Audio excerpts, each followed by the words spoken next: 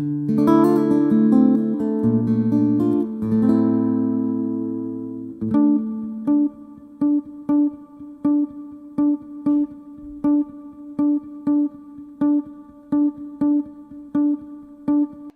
noches, mi nombre es Rogelio López Guillemén. Tenemos el placer de que nos acompañe en esta Zoom de la Fundación Liberar Alberto Venegas Lynch, hijo.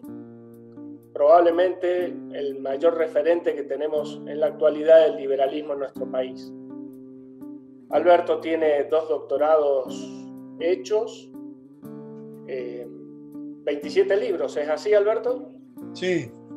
Bueno, y bueno, hoy nos va a hablar acerca de las coyunturas y de este momento tan particular que estamos teniendo los argentinos con el tema del coronavirus, del encierro, de la falta de libertades y el costo que eso nos conlleva, y cuán importante o no es poder salir de este encierro, ¿no? Entonces, el título es Obstáculos de la coyuntura y la política. Sin más, los dejo con Alberto. Les agradezco la presencia a todos los que han colaborado y a Javier Midley, que está por YouTube siguiéndonos. Así que estamos atentos a lo que quiere decir Alberto. Un gusto. Bueno, yo quisiera elaborar sobre los puntos que están enunciados en el título de esta conversación o de esta charla. ¿Y qué es lo que quiero presentar ante ustedes respecto de esto que genéricamente se llama la política? Primero, me parece, y antes que ninguna otra cosa, es que estos intercambios tenemos que tomarlos con calma, subrayar, como he dicho muchas veces, que los liberales no somos una manada, que acá no hay popes, que es útil, que es fértil, que es productivo, que tengamos distintos enfoques a los efectos de mejorar en un proceso, como dice Popper, de conocimiento que tiene la característica de la provisionalidad, abierto a futuras refutaciones. Dicho esto, señalo, ¿qué queremos decir cuando estamos hablando de política? Bueno, queremos decir que a través de la política se van a ejecutar ideas, se van a ejecutar proyectos, se van a ejecutar plataformas, como se dice habitualmente en el contexto político. Ahora bien, me pregunto y les pregunto, ¿cómo diablos vamos a ejecutar algo que no sabemos en qué consiste? Primero tenemos que saber en qué consiste la idea y luego ejecutarla. Bueno, a mi juicio, en el caso argentino estamos muy, muy atrasados, para no decir retrasados, en la batalla cultural. No hemos entendido aún temas muy elementales, como los que se están debatiendo hoy día, no solo en el caso argentino, sino en otros medios, de precios máximos, de que lo que los economistas llamamos inflación es una estafa monumental.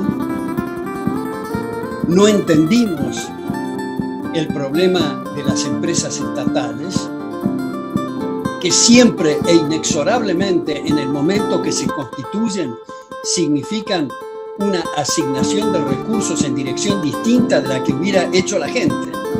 Y si alguien dice, bueno, pero supongamos que los políticos tienen una capacidad notable para predecir lo que la gente quiere y hace exactamente lo que la gente quiere, la pregunta es ¿para qué se metió?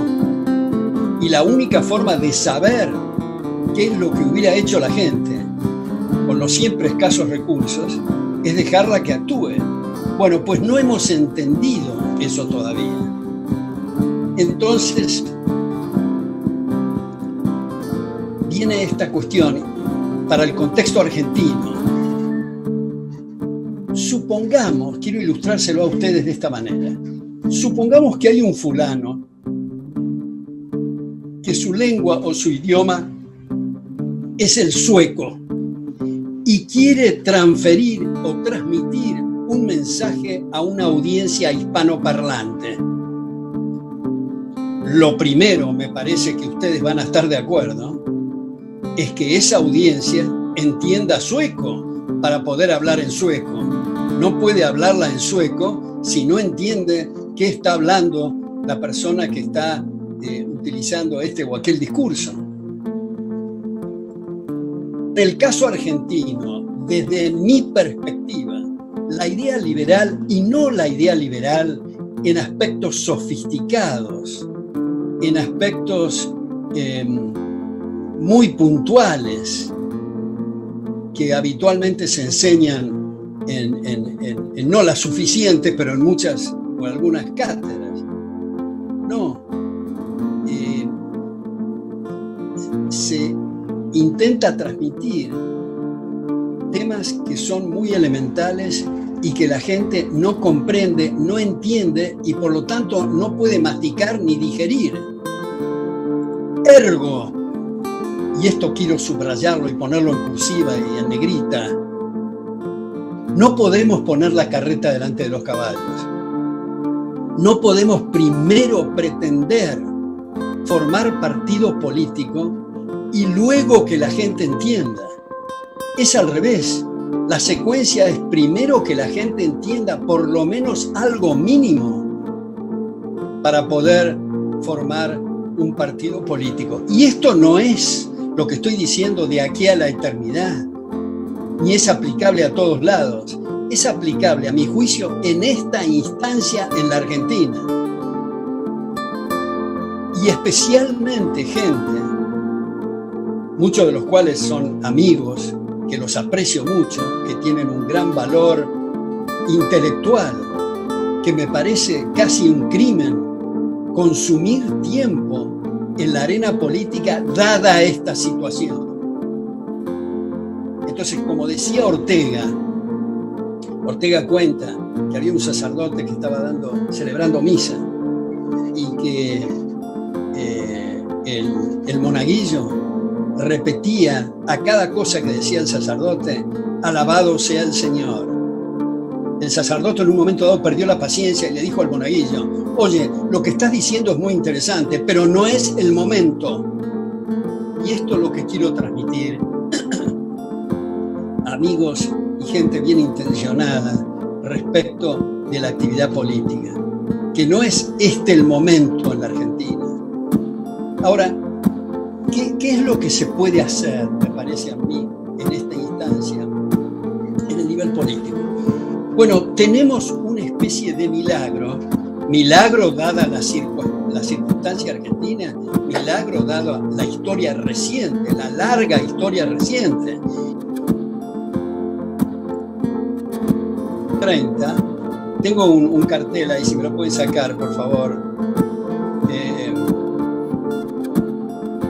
Gracias. Que empezó con el movimiento fascista de los años 30, que como ustedes saben, en ese periodo se creó el Banco Central, se creó el impuesto progresivo, se destrozó el federalismo fiscal, se creó la banca central y luego todo esto se agudizó notablemente a partir del golpe de Estado del 43, que no hemos podido zafar hasta la fecha.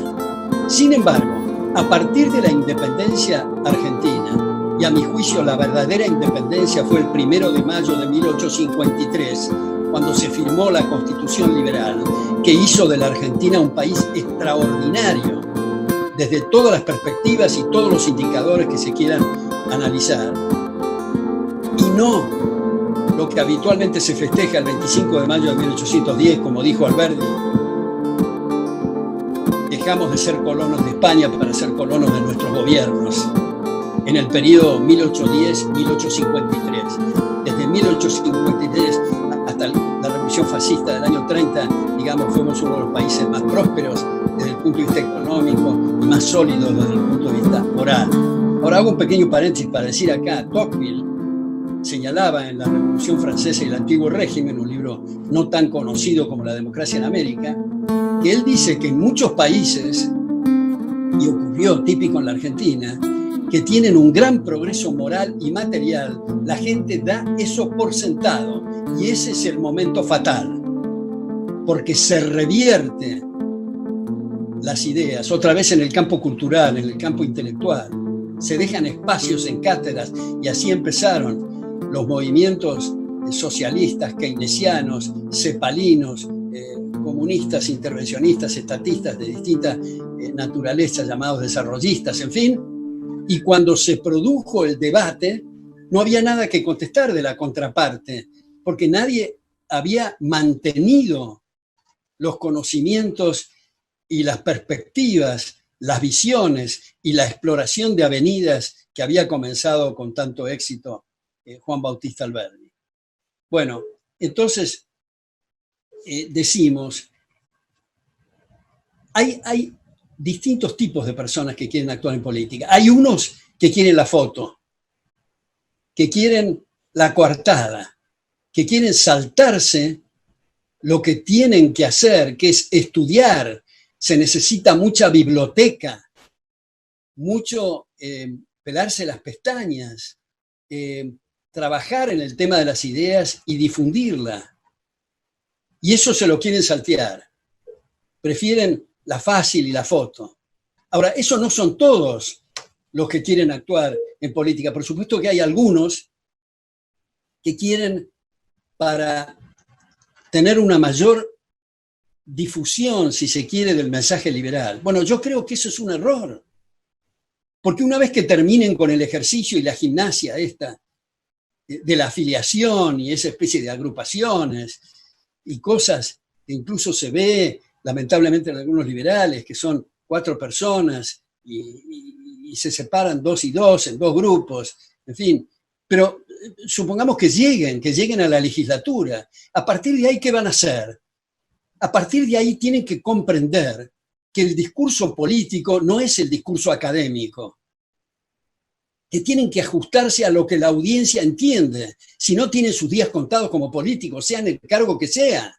Un político no se puede subir a la tribuna y decir lo que le da la gana independientemente de lo que la gente comprenda. Otra vez estamos con el paralelo o con la figura que puse del que habla sueco. En una audiencia hispanoparlante, alguien que habla sueco no puede empezar a hablar sueco porque la gente se va a mirar y va a decir, ¿de qué diablos está hablando este tipo?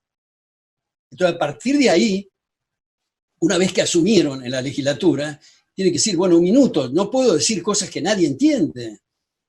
Tengo que cambiar el lenguaje, tengo que negociar, tengo que hacer arreglos, en fin, alianzas. Y eso empieza a deteriorarse, sobre todo si son gente de peso intelectual, que es un desperdicio. Uno de mis amigos, de mis queridos amigos, en una oportunidad, cuando me comentó que se iba a dedicar a la actividad política, yo le hice la siguiente pregunta retórica. ¿Qué hubiera sido del mundo si Einstein se hubiera dedicado, en lugar de la física, a ser intendente de Chivilcoy? Y esto no va en desmedro del pueblo de la provincia de Buenos Aires, es solamente para ilustrar la idea. Para ilustrar la idea del desperdicio. Ahora, como a mí me gusta hacer el ejercicio este que decía del abogado del diablo, puede venir una repregunta que dice, bueno, pero tenemos otros ejemplos de gente que se ha dedicado a la política y ha marcado rumbos muy sólidos en el terreno de las ideas, como por ejemplo Ron Paul. Ron Paul en Estados Unidos, que ha sido candidato 3 veces a la presidencia y ha sido congresista.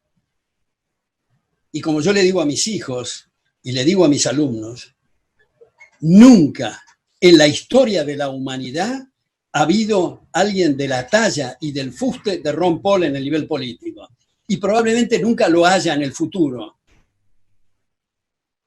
Ron Paul, en el último debate presidencial, desarrolló la teoría del ciclo austríaca. ¿Pero cómo? ¿Eso no se contradice con lo que usted está diciendo? ¿Me pueden decir?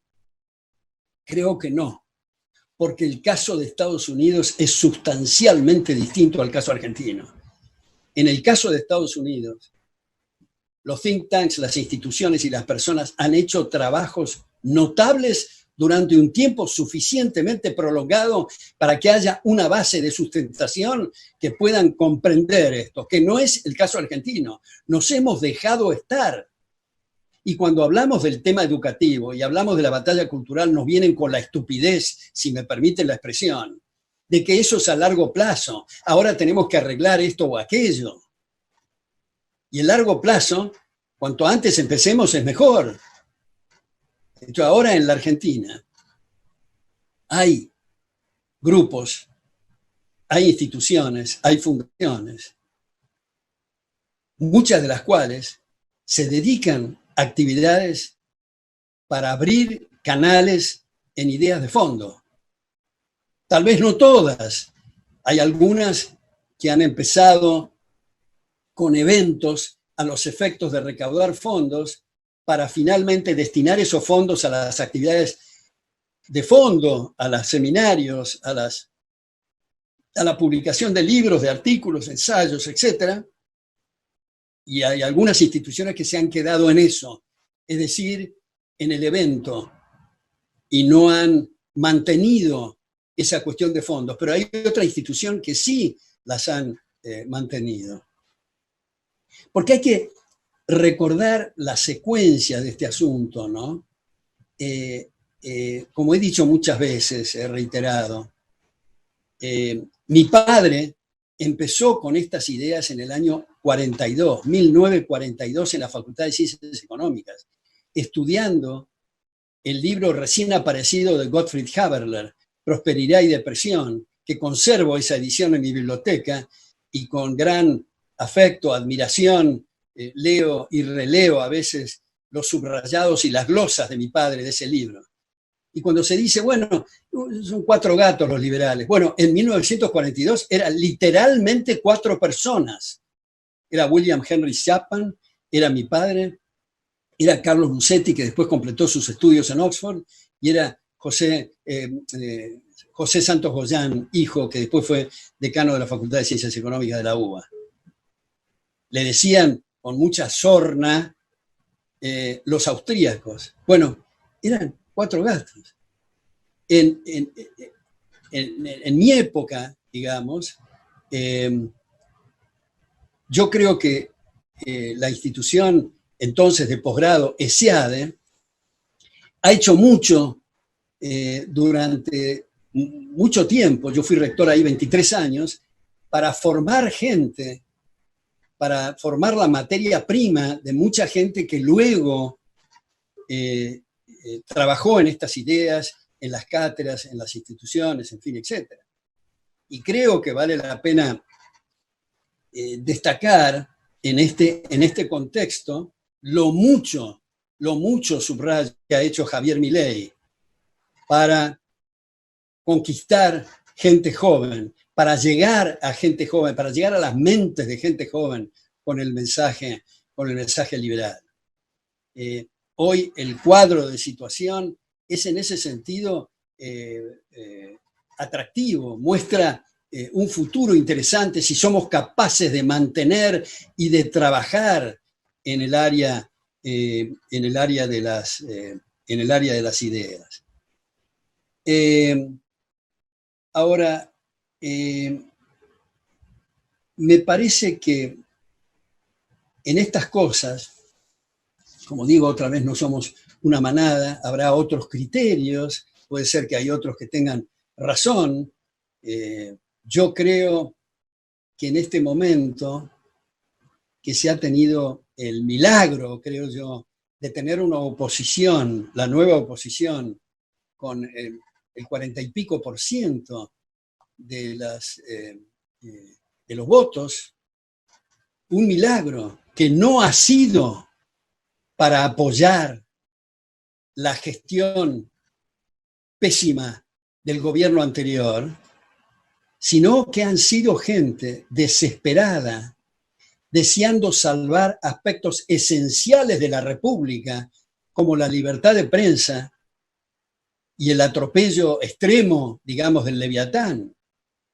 Y en ese sentido, creo que hay algunos personajes que desde luego no comparten y no coinciden con nuestra postura liberal, pero tienen, sobre todo viniendo del Partido Radical, algunas actitudes que son saludables, a mi juicio. Y no es el momento de fraccionar partidos. Me parece, es el momento de apoyar esto, porque todos los que estén en campaña con nuevos partidos, lo lógico, lo natural, lo deseable, es que critiquen lo que existen. Y creo que no sería bueno estar criticando en esto, trabajando en el terreno de las ideas, porque no quiero exagerar con esto, pero el resto se da por añadidura. ¿Qué es ese milagro, ese misterio y esa cosa rara que llamamos opinión pública? La opinión pública está formada por las ideas prevalentes. Por eso decimos, y podemos hablar de la era de Keynes o de la era de Marx, y esperamos que alguna vez sea la era de Mises o la era de Hayek. ¿Pero por qué es eso? El tema empieza en cenáculos intelectuales, cenáculos muy reducidos que como una piedra tirada en un estanque van abarcando círculos concéntricos y van tocando distintas áreas. Entonces, me parece que la función de quien está en la batalla intelectual, la función del que asume una cátedra, no está diciendo voy a hacer un estudio de mercado a ver qué quieren oír mis alumnos porque está perdido como profesor. Pero al revés, la función del político no puede subirse a la tribuna y decir voy a decir lo que me da la gana y me importa un bledo lo que piense la gente, si lo entiende o si no lo entiende. Otra vez con el asunto del síndrome del sueco que estaba diciendo. Entonces el asunto es correr el eje del debate. Yo he insistido mucho en algo que me parece atractivo y adhiero con Hayek, cuando Hayek habla en Los intelectuales y el socialismo, diciendo que hay que imitar la perseverancia y la constancia de las izquierdas, y no muchos que se dicen partidarios de la libertad, que son timoratos, que son cobardes morales, que no se animan, digamos, a ir al fondo del asunto y dicen, no podemos hablar de A porque no es políticamente correcto, hablemos de B, y enseguida le corren de nuevo el eje del debate, digamos, y enseguida están en C, en D, E y F. En fin, y lo que quiero subrayar con esto, que me admira, que probablemente sea el texto más atractivo de todos los que he leído jamás, y es del Mayo francés por la izquierda revolucionaria, que dice textualmente, seamos realistas, pidamos lo imposible. Eso es fantástico.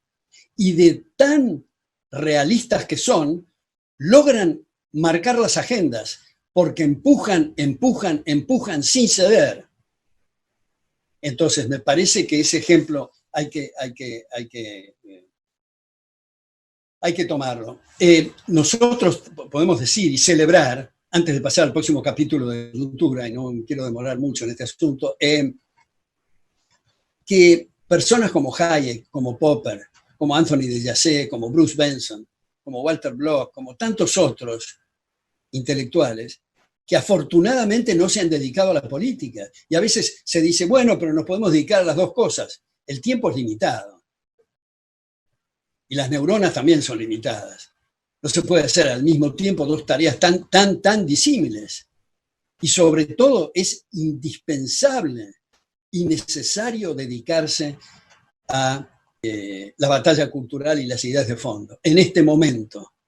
Hay otros políticos, por ejemplo, Mises en su actividad joven, cuando le quedaban resabios de izquierda, se dedicó algo a la actividad política, pero luego abandonó eso para su célebre seminario en Viena, en la Cámara de Comercio, donde formó una serie notable de discípulos, y luego fue a Ginebra, y luego fue a la Universidad de New York, y quiero hacer un pequeño paréntesis en la Universidad de New York para decir porque muchas veces cargamos las tintas contra los empresarios, en realidad prebendarios, los empresarios privilegiados, los que hacen alianza hedionda con el poder de turno para explotar miserablemente a la gente.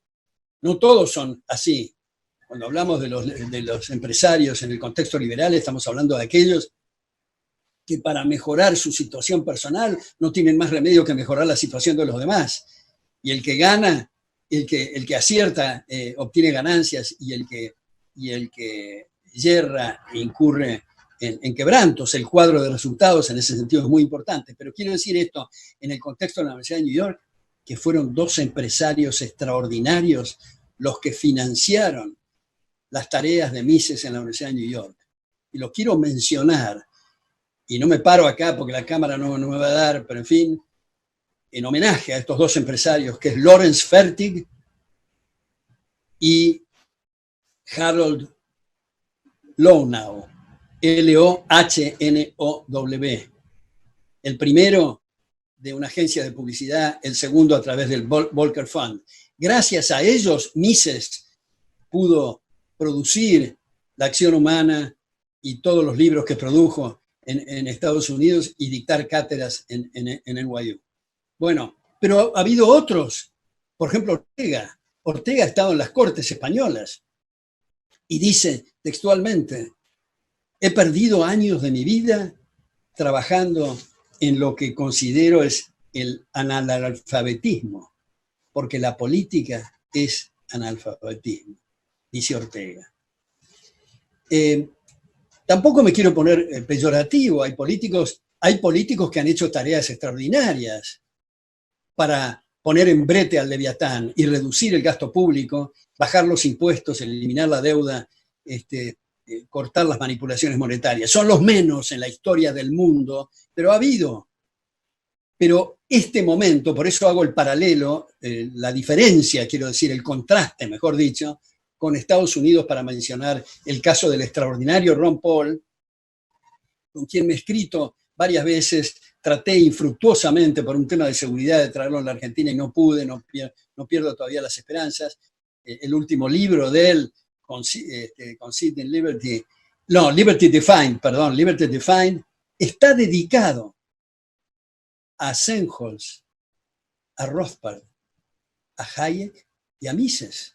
¿Ustedes pueden creer que un político haga esto? Es extraordinario. Pero lo ha hecho porque ha tenido otro plafón. Ahora, la gente que hoy está trabajando en la batalla cultural, es de esperar, y creo que va a ser así, para lograr un ámbito y un ambiente para el día de mañana que pueda representar políticamente. Y el político enseguida, el político es un cazador de votos. Apenas ve que hay un cambio en la opinión pública, se ve forzado a cambiar su discurso, si no pierde las elecciones. Bueno, sin perjuicio de que hagamos debates y comentarios sobre este capítulo de la política, ahora quiero entrar al otro capítulo, que es la coyuntura. Paso acá un aviso a ustedes, les digo. Próximamente, la filial argentina de Unión Editorial de Madrid va a publicar un libro mío que se llama Maldita Coyuntura. Yo comprendo que la gente quiere tener información, o sea, quiere saber qué pasa en el momento, lo cual quiere decir de qué trata la coyuntura. Pero igual que los diarios, igual que los programas televisivos se pueden dividir en noticias y opinión, en opinión, en general, no siempre, lamentablemente, pero muchas veces en opinión, son escritores, son plumas que trabajan más allá de la coyuntura. Entonces, lo que yo creo que en la Argentina, y lamentablemente en algunos liberales, hay una desproporción enorme entre la coyuntura y las ideas de fondo. Y ya sé que hay distintos tipos de liberales. Hay algunos que usan o que están anclados en la coyuntura como un pretexto para elaborar sobre ideas de fondo. Eso lo aplaudo. Está muy bien. Yo comprendo además que en los medios de comunicación el periodismo más bien se inclina a hablar y se inclina por la parla de la coyuntura.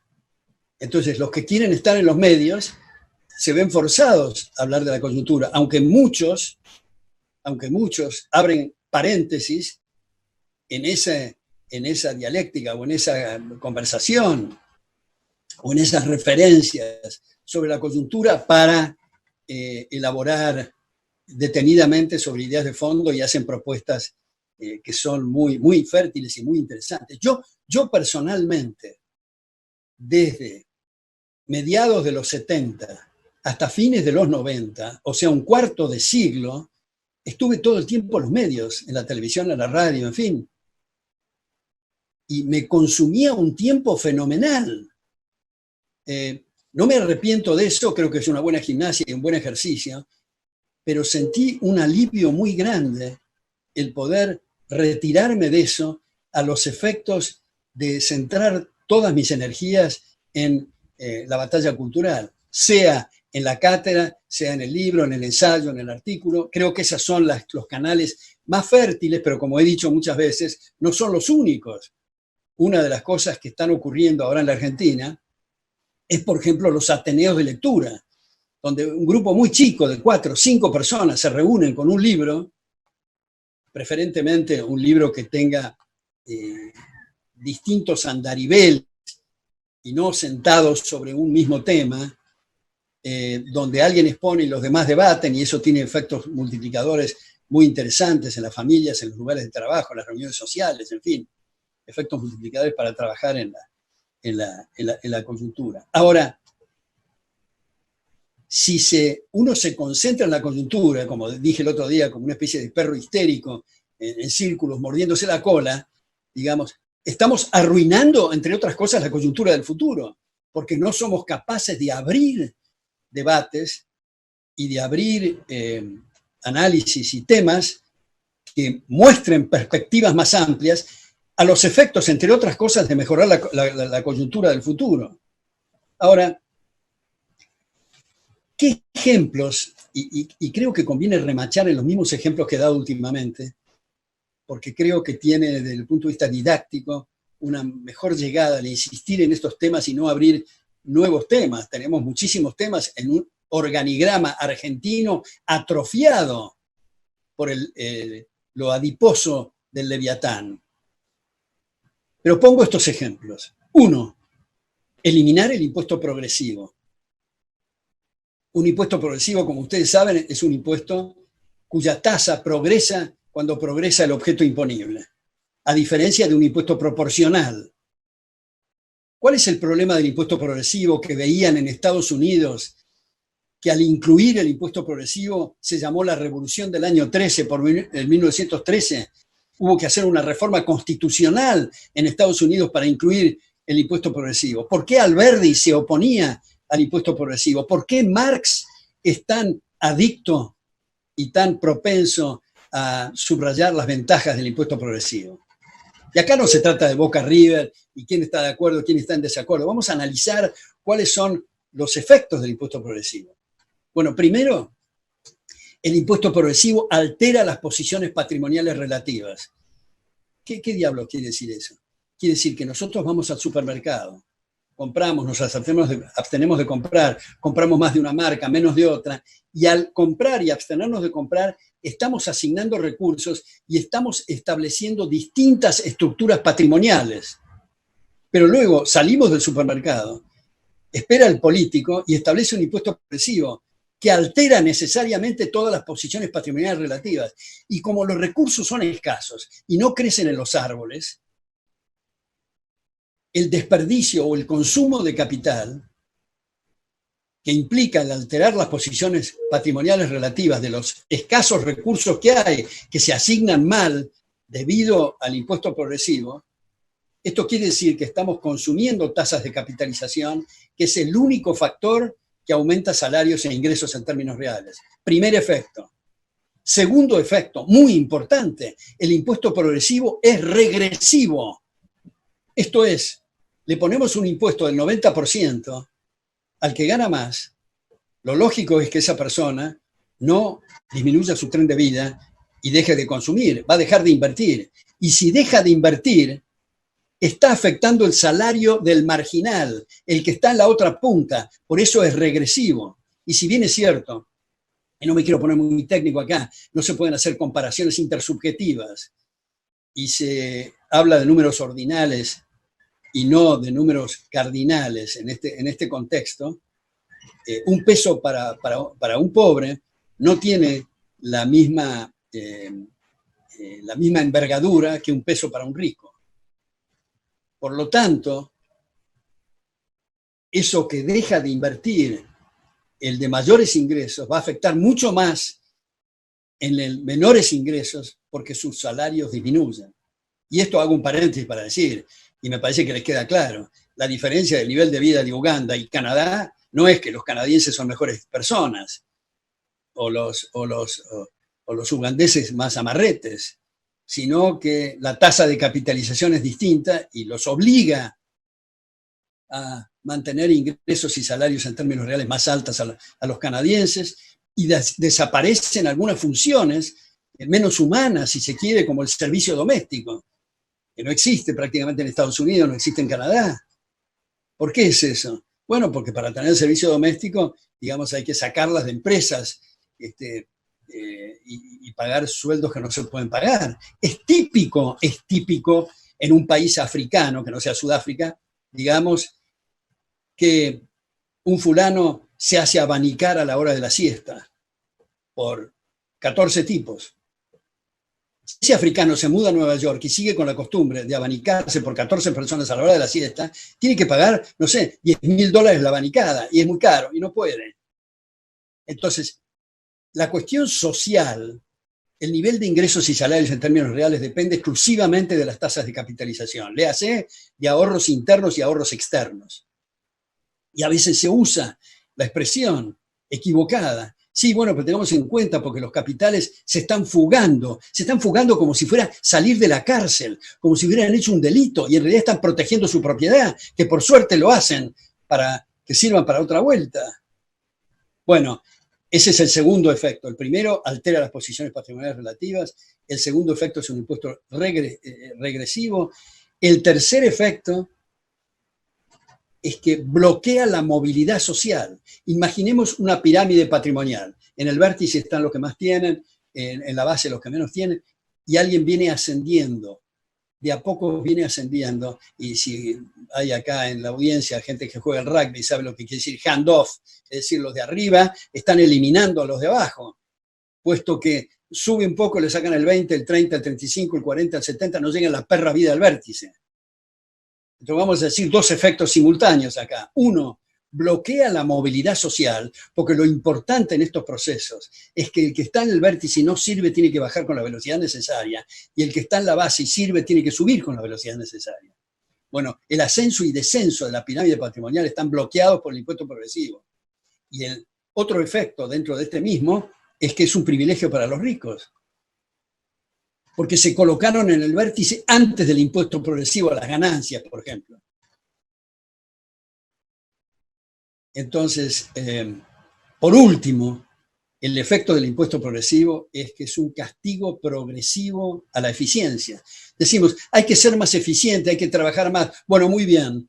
Usted que ha trabajado mucho y que ha tenido éxito en dar en la tecla con la necesidad del prójimo, lo vamos a castigar. Le vamos a establecer un sistema de guillotina horizontal. Vamos a sacar recursos vía el impuesto progresivo. Bueno, este es un efecto sin perjuicio de lo cual habría que hacer una reforma fiscal de fondo para eliminar todos los impuestos, excepto, por ejemplo, el impuesto al valor agregado, con una base máxima para aprovecharlo de impuestos a cargo e impuestos a favor, que es la mecánica del impuesto al valor agregado que ahorra inspecciones. Y eventualmente, y esto es discutible, establecer un impuesto territorial para aquellos que tienen propiedades y viven en el extranjero, pero el gobierno está encargado de custodiar y de proteger esa propiedad. Pero toda la maraña de impuestos que hay, y dobles y triples imposiciones, y que nadie en su sano juicio entiende cuánto tiene que pagar de impuestos y tiene que recurrir a aquella profesión extraña que se llama los expertos fiscales, que muchos de ellos les brilla en los ojos cuando hay una reforma fiscal porque es más complicado y la gente tiene que recaer en ellos. Y si hay una reforma fiscal y hay impuestos simples, y como digo, si se unifica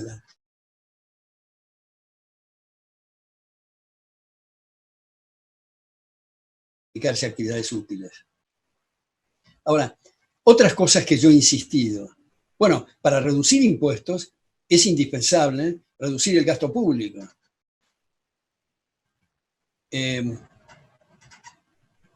Y acá viene esta cuestión. Y digo rápidamente lo que ya he dicho en otras oportunidades últimamente, escrito en columnas y en otras cosas de Zoom y otras charlas y todo lo demás. Digo, eliminar todas las embajadas. Esto, como digo, estaba bien para la época de las carretas, ahora que hay teleconferencias no tiene sentido tener esas embajadas, tener esos cócteles, esas secretarias, esos autos, esos pasaportes diplomáticos, esos palacios, digamos. Y como también he dicho, el caso de Guatemala, que no tiene relaciones diplomáticas con China, es el país per cápita que más tiene relaciones comerciales con China. De manera que ni siquiera para eso sirve. Entonces, eliminar todas las embajadas. Segundo, también, como he citado en otras oportunidades, un colega de la Academia Nacional de Ciencias Económicas pidió en un momento dado mi firma para oponerme a las barrabasadas de la época de Guillermo Moreno con respecto al INDEC. Y yo le dije que daba mi firma, porque me parecía una barrabasada, como digo esto, pero que agregaba que esto podía terminar bien, porque muchos centros universitarios, muchos centros de estudio iban a fabricar estadísticas que tiene la ventaja de las auditorías cruzadas en competencia y además tiene la ventaja de producir series estadísticas que el mercado requiere. O sea, cerrar el INDEC, no mejorarlo, como varias veces también he dicho, ¿no? A veces se dice, hay que hacer más eficiente el gasto público. No, ese es una pésima reflexión. Si algo no sirve, si se la convierte en eficiente es mucho peor. Es mucho mejor que sea ineficiente. Ahora, también agrego, y el mismo cuento que hago en distintas oportunidades, en una comida hace relativamente poco había un periodista muy conocido, amigo, muy buena persona, que estaba quejándose amargamente por la distribución arbitraria de la pauta publicitaria. Y yo le dije, el tema no es ese. El tema es eliminar TELAM. Solo en una sociedad autoritaria puede haber una agencia oficial de noticias. Ah, bueno, pero si tienen algo que informar, lo informan en conferencias de prensa. Y si no, tercerizan. Pero eliminar TELAM. Entonces las embajadas, el INDEC, TELAM. Ahora que cuando me presentaron, hablaron, y hasta ahora no he hablado de esto, y lo guardo para las preguntas, lo del asunto de la pandemia y todo lo demás, una cosa muy importante, me parece, es vender todos los hospitales estatales. Y esto no va en contra de los médicos, las enfermeras, los enfermeros, las médicas y el personal de limpieza, que pueden ser incluso mejores y más abnegados que en el sector privado. Se trata de incentivos. La forma, como he dicho muchas veces, en que se toma café y se prende las luces no es lo mismo cuando es de todos, o sea, la tragedia de los comunes, que cuando es de uno. Es un tema de incentivos. El tema de los hospitales, sabemos las colas angustiantes, sabemos los turnos extenuantes, sabemos la falta de insumos, la falta de camas y el pedido permanente de recursos por déficit crónicos. Ahora, agrego a esta propuesta de vender los hospitales. ¿A quiénes? Se les puede dar prioridad al mismo equipo médico que está en ese momento en ese hospital. Y al día siguiente, todos esos médicos van a actuar de una forma distinta con respecto a los recursos. Y esto no es porque están los malos y los buenos. Nosotros, si estamos en algo que es de todos, actuamos distinto que si es nuestro. Es un tema de incentivos. Por eso autores como el ex premio Nobel en Economía, Ronald Coase, o Harold Dempsey, o Douglas North, han trabajado exclusivamente en el tema de los incentivos. Ahora, ¿qué hay en el momento de transición de la gente que tiene enfermedades y no tiene recursos? Puede establecerse como una transición el tema de los vouchers, o sea, darles crédito para que ellos elijan de todos los sanatorios y centros privados cuál prefieren para atender su salud. Ahora, salir lo antes posible del sistema de vouchers, porque eso implica que otros coactivamente están financiando, lo cual implica que hay una retracción en las inversiones, lo cual implica baja de salarios en términos reales. De manera que es una transición que hay que salir si se adoptan las medidas que he señalado, otras muchas que no he señalado, para reestructurar por completo el aparato estatal y comprender que son nuestros empleados. Habitualmente, en muchos medios de comunicación escritos, se escribe Estado y Gobierno con mayúscula. Me parece una impertinencia. En todo caso, si se trata de mayúsculas, hay que escribir individuo con mayúscula. El Estado y el Gobierno son nuestros empleados, no nosotros sus súbditos. Lamentablemente se ha tergiversado tanto este asunto que la gente está con miedo de qué es lo que le va a hacer el aparato estatal y las botas y el monopolio de la fuerza. Y eso tenemos que, me parece, modificarlo a través de esto que digo, la batalla cultural. Ahora, yo creo que es interesante predecir y calcular si el Producto Bruto va a caer al 3.8 o al 4.2, si la expansión de la base monetaria va a ser el 41 o el 42.8, a veces se da con varios decimales. Es interesante. Pero al lado de las ideas de fondo y el debate es irrelevante. Tenemos que dejar de debatir esas cositas para poder debatir ideas de fondo, como por ejemplo estas medidas que he sugerido recién, ¿no? Y todo esto viene en el contexto, digamos, del igualitarismo, de la manía del igualitarismo, ¿no?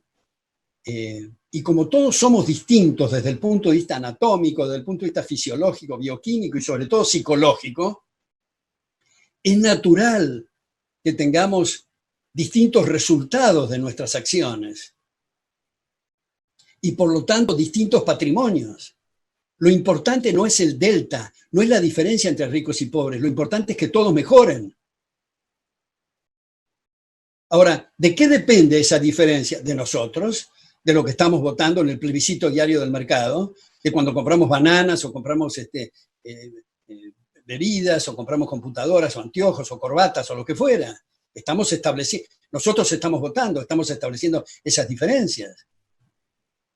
Por suerte somos diferentes. Qué horror sería si fuéramos todos iguales, si todos nos gustaría la ingeniería y no hubiera médicos, o si todos fueran panaderos y no habría arquitectos, o si todos nos gustara la misma mujer, no habría división del trabajo, la cooperación social se derrumba, la conversación es un tedio insoportable. Es lo mismo que hablar con el espejo. Es muy interesante que seamos distintos. Entonces la manía otra vez de la guillotina horizontal provoca, en última instancia, que si la marca igualitaria es esta, y hay gente que sabe que va a ser expoliada por la diferencia, no produce arriba, y los de abajo esperan que los redistribuyan, redistribución que nunca llega porque los de arriba no producen. Entonces, lamentablemente esto viene también muy cargado con el mensaje del actual Papa, ¿no? Hace poco escribí en La Nación sobre esto, mostrando los desaciertos y las contradicciones de al mismo tiempo alabar la pobreza y simultáneamente condenarla. Decir que el dinero es el estiércol del diablo y mientras se mantiene el Banco del Vaticano. Se dice que el mercado mata y es necesario actuar en el mercado el Papa para comprar verduras y para otras cosas. Lamentablemente, en sus viajes a Cuba, sus viajes a Bolivia, recibiendo la cruz marxista, su ponderación del tercermundismo en Paraguay, su admiración al padre Mujica, su mentor era Monseñor Angelelli, ahora beatificado, el que celebraba misa bajo la insignia de los montoneros. Me parece que esas cosas hay que rectificarlas. Afortunadamente no se presta tanta atención como antes sobre estos puntos, pero estamos en un momento que por un lado es un gran desafío para los liberales, están en la punta de la silla.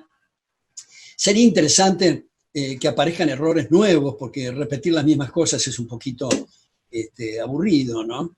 Pero en el mundo observamos que ha avanzado mucho el nacionalismo, que ha avanzado mucho la xenofobia en Europa, en Estados Unidos, lamentablemente. El baluarte del mundo libre. Yo escribí un libro publicado primero por el Fondo de Cultura Económica y luego por Unión Editorial de Madrid en otra edición, que se llama Estados Unidos contra Estados Unidos, donde muestro las extraordinarias contribuciones de los padres fundadores y cómo se ha venido eso debilitando. Y ahora en esta administración y en esta gestión se ha aumentado notablemente el gasto público, notablemente la deuda. La deuda es otro tema, dicho sea de paso. Jefferson, cuando era embajador en París y recibió la flamante Constitución estadounidense, dijo: si yo tuviera que poner una reforma a esta Constitución, sería la prohibición de la deuda pública, porque compromete patrimonios de futuras generaciones que no han participado en la elección del gobierno que contrajo la deuda.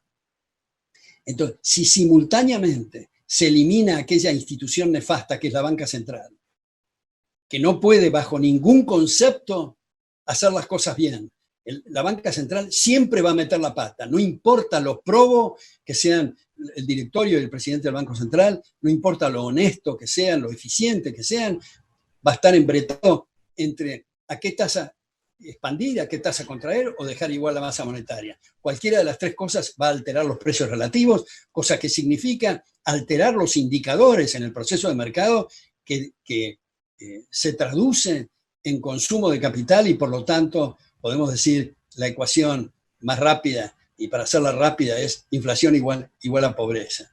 Bueno, entonces decimos, estamos frente a esta situación, me parece que hay un desbalance, para terminar con esto, un desbalance entre la coyuntura y los debates de fondo. Necesitamos mucho más debates de fondo y me parece que por este momento y en esta instancia, me parece que los esfuerzos realizados con la mejor de las intenciones y lo mejor de los propósitos, me parece que, como decía Ortega respecto de aquel monaguillo, no es el momento. Muchas gracias. Bueno, Alberto, como siempre, un placer escucharlo. Más fuerte, no escucho bien, ¿eh? Sí, sí. Como siempre, un placer escucharlo. Dan ganas de estar varias horas porque la riqueza de sus comentarios son brillantes. Ahora vamos a irle dando la palabra a algunos que van a hacer preguntas de acuerdo a cómo vayan levantando la mano, digamos. Perdón, Rogelio, antes de las preguntas, solamente quiero agregar una nota a pie de página. Yo decía que no es suficiente, no es exclusivamente esos caminos los que puedan aplicarse, y recomendaba y estimulaba la cuestión del debate de libros para mostrar que el liberalismo no se corta en tajos y explora muy diversas avenidas para discutir esos ateneos de libros y todo. Pero ya que Rogelio está conduciendo esta reunión, quiero subrayar que también hay otros canales que son muy eficientes y muy efectivos, que es el poner estas ideas en forma de novelas. Y creo que el libro de Rogelio es uno de los ejemplos, me parece que hay que subrayar, muy bien construida, muy interesante la trama, muy contundente esto y creo que es muy, muy, muy recomendable. Eso quería solamente comentar. Bueno, ahora sí que me puedo ir a dormir tranquilo. Vamos a empezar con las preguntas. A ver. Santiago. Sí, hola Alberto, soy Santiago de Tierra del Fuego, un gusto escucharlo. Quería hacerle una pregunta. Si la coyuntura no es la ideal para que los liberales se involucren en política, ¿cómo vamos a saber cuál es el momento? ¿Qué indicadores culturales deberíamos mirar para saber cuál es el momento indicado para meterse en política? Bueno, muchas gracias, Santiago. Me parece muy importante esa pregunta. Antes de contestarla, quiero decir que no mencioné el título del libro, de la novela de Rogelio, que es La rebelión de los mansos. Bueno, respecto de este asunto, yo creo que es algo para estar atento a cuáles son los temas de debate y los temas que se discuten en la prensa escrita, en la prensa oral, o sea, la televisión y la radio, y enseguida vamos a percibir los cambios en la opinión pública. Acá no hay más que prender la radio, prender la televisión, ver que estamos empantanados en los mismos temas de hace 50 años. Es una cosa increíble. Bueno, respecto de los precios máximos, hace 4.000 años que estamos con esta estupidez. Y seguimos ensayándola, y en momentos críticos de la pandemia se ponen precios máximos del alcohol en gel, a los barbijos, a los medicamentos. Se atacan a los supermercados, a los laboratorios farmacéuticos, que son los que van a resolver el problema. Es una cosa, yo diría, tragicómica. Como dije el otro día, una cosa como de Woody Allen, si no fuera que en realidad es más trágica que cómica. Así que cualquier persona medianamente informada que está escuchando y está viendo qué es lo que ocurre en los distintos medios y cuáles son los distintos debates, y que haga algún paseo por centros académicos y universitarios para ver los debates y las mesas redondas que tienen lugar, enseguida se va a percibir cuál es la envergadura del asunto. Y no es que acá sea una cosa automática y se prenda una luz o un letrero en el cielo que diga ahora es el momento. No, es una cuestión también convencional, si se quiere, pero lo que digo es que ahora queda claro que estamos en pañales, que estamos muy atrasados, y que me da pena que mucha gente que tiene la capacidad intelectual como para dejar de lado la coyuntura, dedicarse a las ideas de fondo, esté buscando afiliaciones y haciendo reuniones.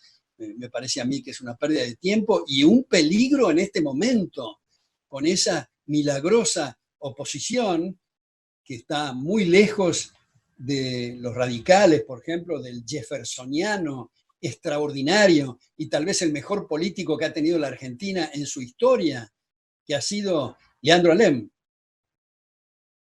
La frase que más insistía Leandro Alem es: el mejor gobierno es el que menos gobierna. Nosotros con Ezequiel Gallo hemos reproducido en la revista académica Libertas muchos de los trabajos de Leandro Alem sobre el tema monetario, sobre el tema fiscal, sobre el tema del gasto público, sobre el significado del liberalismo. Y claro, están lejos, me parece a mí, los radicales actuales del espíritu de Alem, pero hay algunos que me parece que han cambiado, me da la impresión, por lo pronto en sus declaraciones se han opuesto a distintas medidas y atropellos del actual gobierno, pero se han apartado, me da la impresión, de lo que ha ocurrido a partir de la declaración de Avellaneda de 1945, donde cambió drásticamente, radicalmente, para ser redundante, el radicalismo en su espíritu liberal anterior.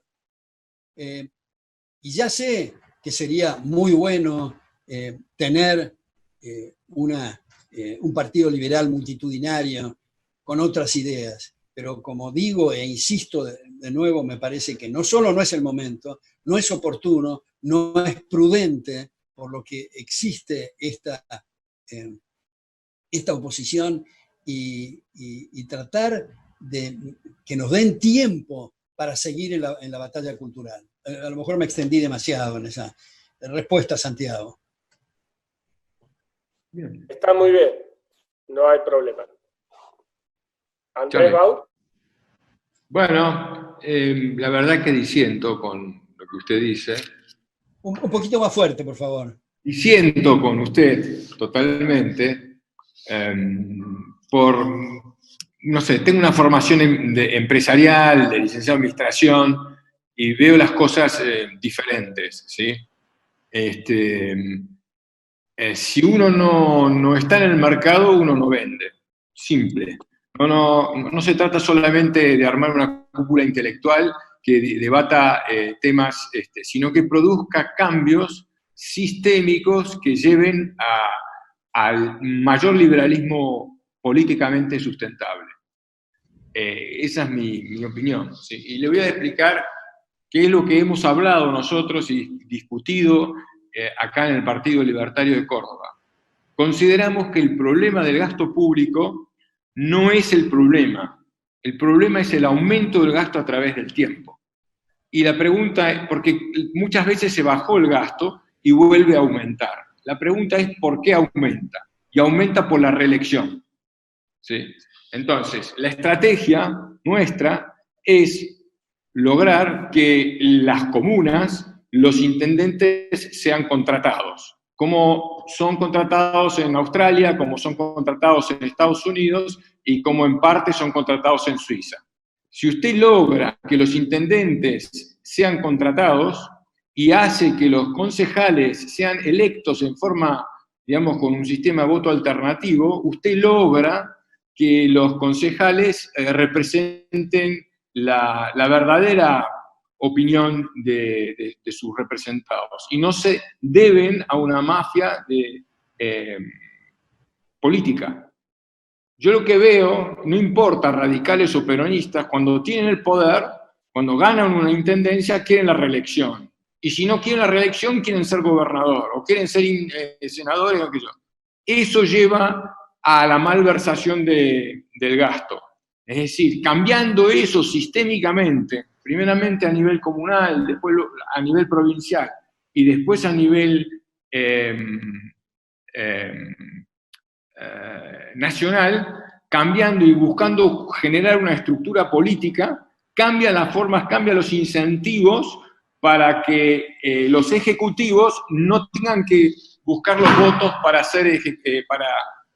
ser ejecutivos. Tienen que cumplir el presupuesto y el plan del legislativo. Y el legislativo no tiene que estar en función del ejecutivo, sino tiene que estar en función de sus representados. Esa es sistémicamente la solución de Suiza. Y es por eso que del año 1848 a la fecha, Suiza es liberal. Tiene todas las ideologías adentro, pero Suiza es liberal. Entonces, es un problema sistémico. Y eso hace que el coeficiente intelectual de la organización es mucho mayor, ¿sí? Nosotros, si queremos ver la Argentina, ¿sí? Tenemos una organización política que toma decisiones como un Down. Y Suiza pasa el tiempo, no importa, gobierna entre todos, tiene un desempeño fenomenal. Y no se pasa discutiendo cosas intelectuales. Tiene un sistema para tomar buenas decisiones. Y la verdad es la libertad de los ciudadanos suizos si quieren tener más gasto público o menos gasto público. Pero es como decidir en un consorcio. Si usted quiere tener 3 porteros o usted quiere tener un sistema de vigilancia contratado, digamos, por cámaras. Cada uno decide. Y el sistema, yo ni estoy a favor del, digamos, en Suiza hay un impuesto a las ganancias que es progresivo, pero hasta cierto punto, porque usted tiene un impuesto nacional nacional de cómo usted tiene que ganar impuesto a las ganancias, y lo declara en su comuna. Y sobre esa base imponible aplica 3 alícuotas, uno para la comuna, uno para el cantón y uno para la confederación. Ahora, cada comuna puede definir su alícuota. Entonces hay competencias de alícuotas. Ahora, cuando un tipo es muy rico, usted no está obligado a declarar. Usted se puede dejar determinar la base imponible. Usted quiere o no declara. Entonces, usted puede elegir la comuna que le elige la base imponible más baja con la alícuota más baja. Y eso hace que usted negocia, no hay impuesto en el fondo, porque usted elige con libertad dónde quiere pagar y cuánto quiere pagar. Es muy, muy superior a discutir qué impuesto es mejor o no sé qué. Es un sistema de competencia, de precios y servicios fiscales. Tenemos que cambiar totalmente. Yo veo que usted está en una nube, una burbuja, y que no conoce los diferentes liberalismos que hay en el mundo. Y quiero eso para Argentina, un sistema de competencia, no discutir cuál teóricamente es mejor impuesto, sino en la práctica ha demostrado que la competencia fiscal es el mejor sistema. Gracias.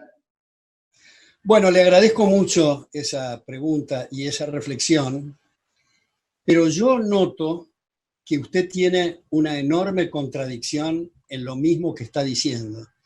Porque usted propone cosas de competencia y usa la expresión sistémico, que no cambia, que se trata de ideas.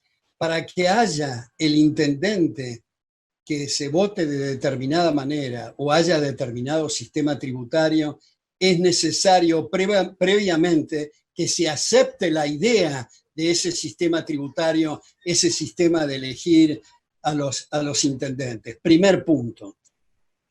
Segundo punto, y por lo tanto en este primer punto es muy importante aquello que usted peyorativamente habla de estar en una nube y discutir ideas. Usted lo que acaba de hacer recién es de discutir una idea precisamente, que si no se la aceptan va a tener que trabajar en la batalla cultural para que le comprendan que tiene que hacer esa reforma tributaria y tiene que establecer ese sistema de asignación de competencia o de sistemas sistémicos, vaya la redundancia. Ahora, hay otra cuestión que usted mencionó al principio, que yo quisiera elaborar y que usted dijo para vender la idea. Me parece que es un punto muy central explicar que las ideas no se venden, que cuando usted como empresario quiere vender un desodorante o quiere vender un dentífrico, no es necesario que al consumidor le explique cuál es todo el proceso productivo para llegar al dentífrico o al desodorante. Es suficiente que le explique cuáles son las ventajas de su uso.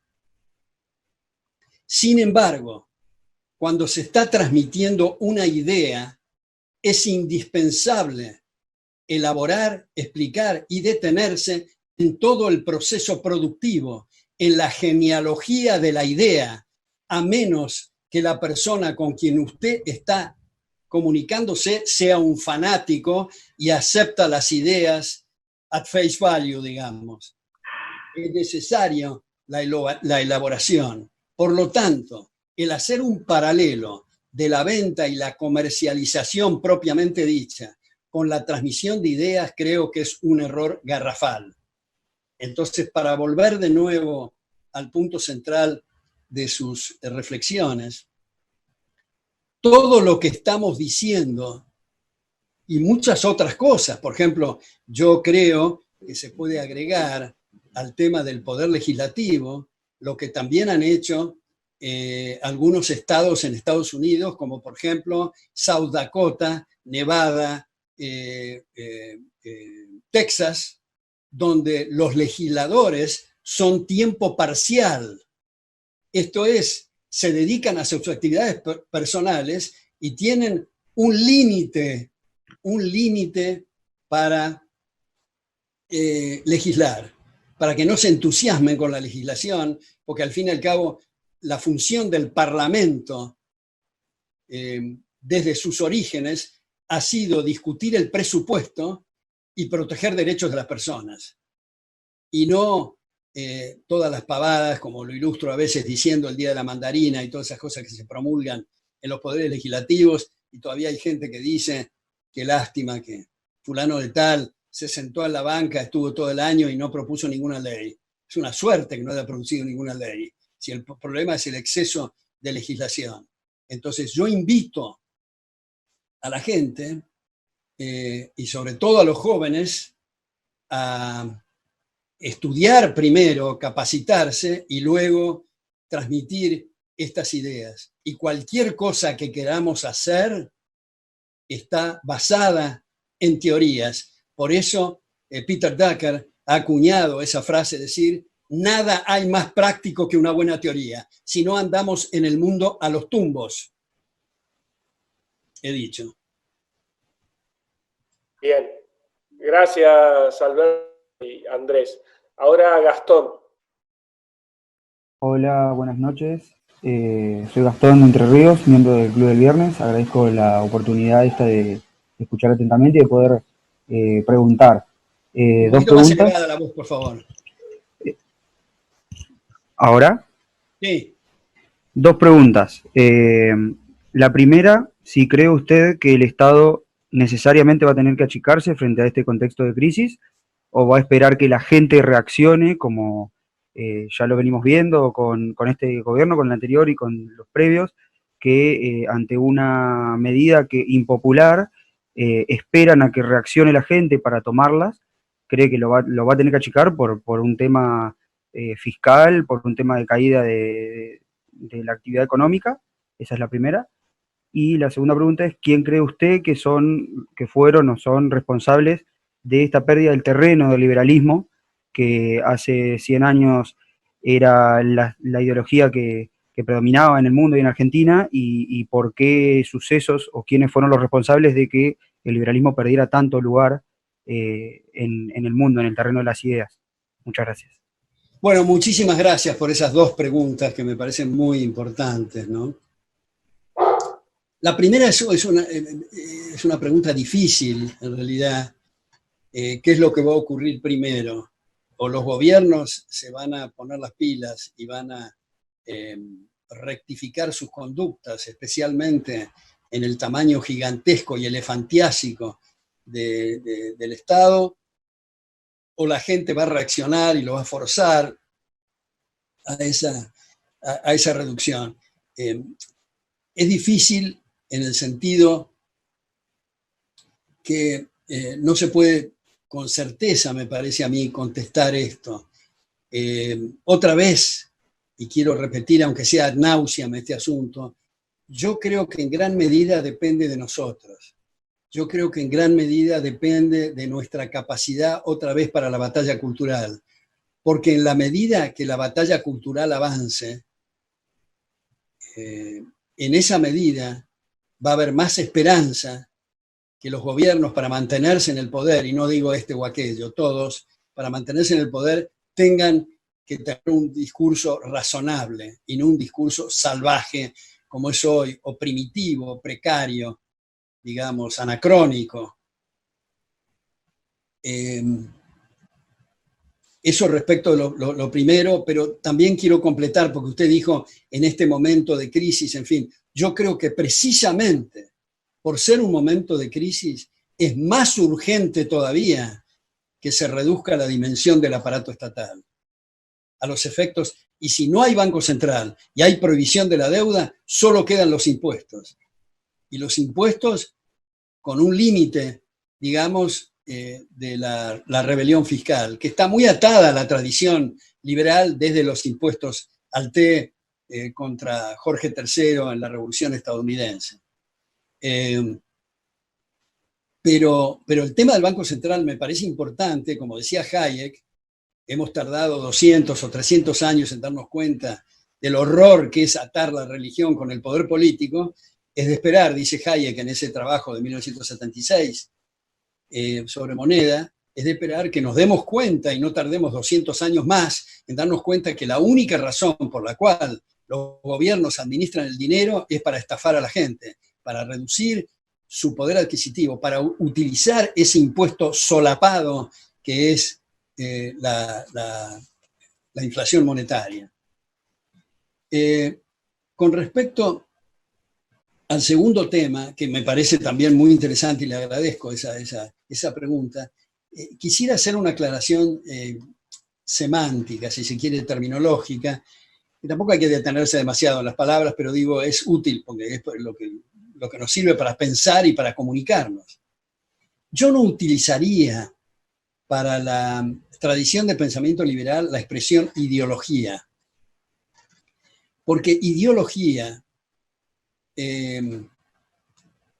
en el sentido del diccionario inocente de conjunto de ideas, ni siquiera en el sentido marxista de falsa conciencia de clase, sino ideología en el sentido más generalizado es algo cerrado, algo terminado, algo completo.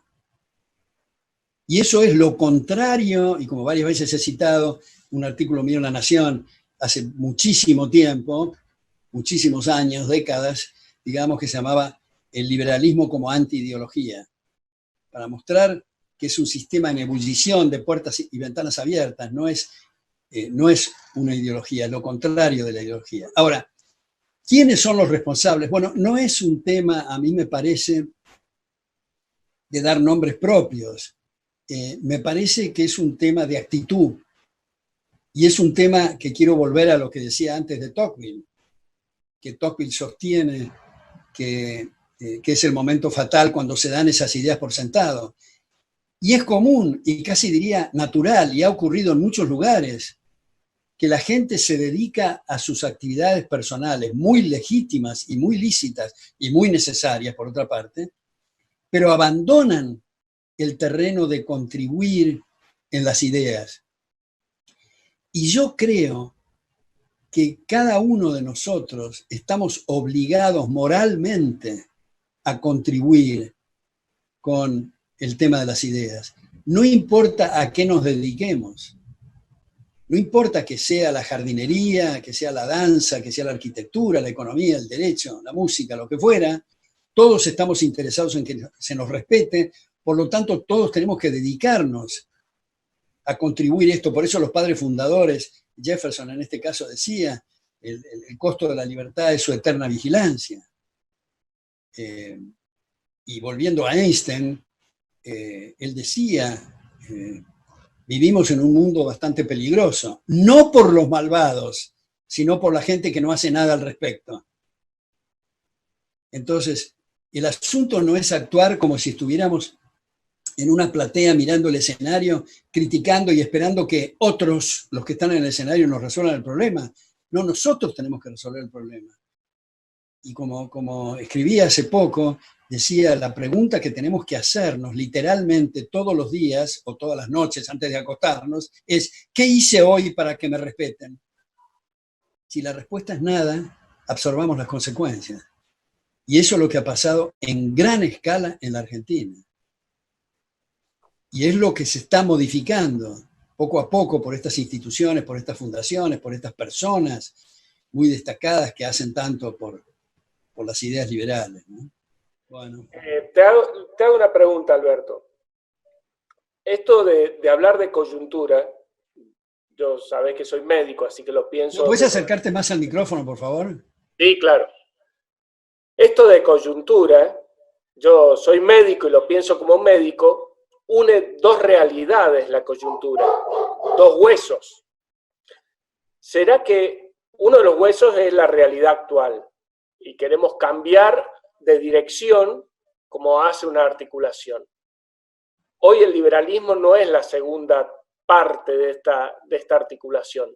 ¿Será la república? ¿Será decir sí república o no república? Bueno, ¿qué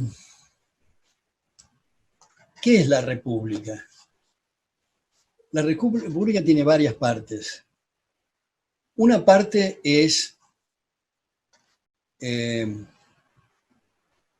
la responsabilidad de los gobernantes ante los gobernados. Otra parte es la transparencia de los actos de gobierno. Otra es el cambio de autoridades. Otra es la igualdad ante la ley. Y quiero detenerme en esto de la igualdad ante la ley, ¿no? Igualdad ante la ley, una vez en Tucumán, dando unas charlas, un filósofo del derecho, Marcos Ruyés, hizo un punto que me resultó muy atractivo. Y él dijo, siempre que hablamos de igualdad ante la ley, hay que atarlo al concepto de justicia. O sea, dar a cada uno lo suyo, y lo suyo remite a la propiedad. Si hablamos solo de igualdad ante la ley, se puede interpretar la sandez de que todos tenemos que ser iguales para ir a un campo de concentración. Es muy importante atarlo al concepto de justicia. Dar a cada uno lo suyo, y otra vez lo suyo remite a la propiedad. Y la propiedad, la asignación de derechos de propiedad, es una consecuencia que no vivimos en jauja. Si viviéramos en jauja y hubiera de todo para todos todo el tiempo, no habría necesidad de asignar derechos de propiedad, no habría necesidad de estas charlas y cosas de economía, no habría precios. Igual que el aire en este momento, en este planeta. Hay mayor cantidad de aire por ahora, digamos, no sé qué harán los gobiernos el día de mañana, pero por ahora hay mayor cantidad de aire que se necesita y por lo tanto no hay necesidad de asignarlo, ni hay necesidad de tener precios. Pero como los recursos son escasos, las necesidades son ilimitadas, se asignan derechos de propiedad a los efectos de que la propiedad esté en las manos más eficientes para atender al prójimo. En el cuadro de resultados que decíamos antes, el tema de ganancias y pérdidas, sin mercados cautivos, sin privilegios, sin prebendas, sin atar eso que decíamos con el poder de turno. Entonces, en la Constitución argentina original y en la estadounidense, no se menciona la palabra democracia, se menciona la palabra república porque agrega estos otros conceptos, aunque la idea de la democracia a la Giovanni Sartori contemporánea tiene una parte formal y una parte mecánica. Perdón, una parte formal y una parte de fondo. La parte formal o mecánica es la mitad más uno, y la parte de fondo es la obligación de los gobernantes de respetar y garantizar los derechos de la gente, en este caso de las minorías. Hay un constitucionalista argentino, extraordinario a mi juicio, Juan González Calderón, que dice que los demócratas de los números ni siquiera de números entienden, porque se basan en las siguientes fórmulas equivocadas. 50% más 1 igual a 0%. 50% menos 1% igual a 0%. Las dos ecuaciones son falsas. Si nosotros nos ocupamos solamente de entender la democracia como la mitad más 1, diríamos que Hitler o las primeras minorías, diríamos que Hitler era demócrata o Allende era demócrata, o este individuo que habla con los pajaritos en Venezuela es un demócrata. Y eso es un insulto a la inteligencia, un insulto a la democracia. Entonces me parece que retomar autores como Giovanni Sartori es importante a esos efectos, limitar el poder. Por ejemplo, eso que decíamos del poder legislativo, con los estados de Texas, Nevada, South Dakota, etc., o en el poder judicial, abrir por completo el arbitraje privado sin ninguna regulación de ninguna naturaleza, como ha propuesto el extraordinario jurista Bruno Leoni. Y acá viene una cosa que ustedes van a decir que a lo mejor me falla algo en la estructura cerebral, por lo que voy a proponer. Pero me parece útil como un ejercicio, porque acá viene esto. A los que me están escuchando ahora, y los que no me están escuchando o me escucharán con el video el día de mañana, en fin, yo les digo, se ha abusado de tal manera de la palabra democracia que dentro de poco vamos a convertir al globo terráqueo en un inmenso gulag en nombre de la democracia. Acá hay un tema que falla. Entonces, ¿qué tenemos que hacer la gente? ¿Estar de brazos cruzados y siempre hablar de las próximas elecciones y entrar dentro de este sistema? ¿O proponer abrir debates de fondo para limitar el poder? Entonces voy a proponer algo ahora para el Poder Ejecutivo, que si a ustedes les parece que es una cosa extrema, una cosa absurda por momentos, propongan otra, pero hagan trabajar las neuronas y no nos quedemos quietos, propongan otras medidas para limitar el poder. Dije eso del Poder Judicial, dije lo del Poder Legislativo, ahora digo lo del Poder Ejecutivo. Hay una frase de Montesquieu en El espíritu de las leyes que ha pasado desapercibida en general, y es que dice textualmente: está en la índole de la democracia elegir a los gobernantes por sorteo. ¿Pero cómo por sorteo? Este tipo de una falla importante. Está patinando. ¿Qué es lo que pretendía Montesquieu que se aplicó en las repúblicas de Venecia y de Florencia, digamos, en la antigüedad? Si cualquiera puede ser gobernante, de todos los que son mayores de edad, de los que quieren actuar en política, y los que saben leer y escribir, aunque el saber leer y escribir no es tan importante viendo los políticos que tenemos, están en el sorteo. Si cualquiera puede elegir, ¿cuáles van a ser los incentivos nuestros? Bueno, minuto. Acá el portero del coso, el taximetrero, el profesor de uno de ustedes, cualquiera, mi vecino, que sé que tiene unas inclinaciones regulares, puede ser gobernante. Tenemos que defendernos. ¿Y cómo nos defendemos? Tenemos que establecer instituciones fuertes para proteger nuestros derechos a la vida, a la libertad y a la propiedad. Y eso es precisamente lo que se necesita. Ustedes recuerdan que Popper, en La sociedad abierta y sus enemigos, hace una crítica a Platón en esa idea del filósofo rey, o como algunos dicen, necesitamos un estadista, o necesitamos esa palabra espantosa, líder, que me remite al Duce o al Führer. En lugar de hablar de referentes, hablamos de líderes. Necesitamos caudillos, necesitamos a alguien que nos maneje. Decía Popper: yo objeto la idea de Platón del filósofo rey. Lo que se necesitan es instituciones fuertes para, y cito, pongo comillas porque es textual de Popper, para que el gobierno haga el menor daño posible.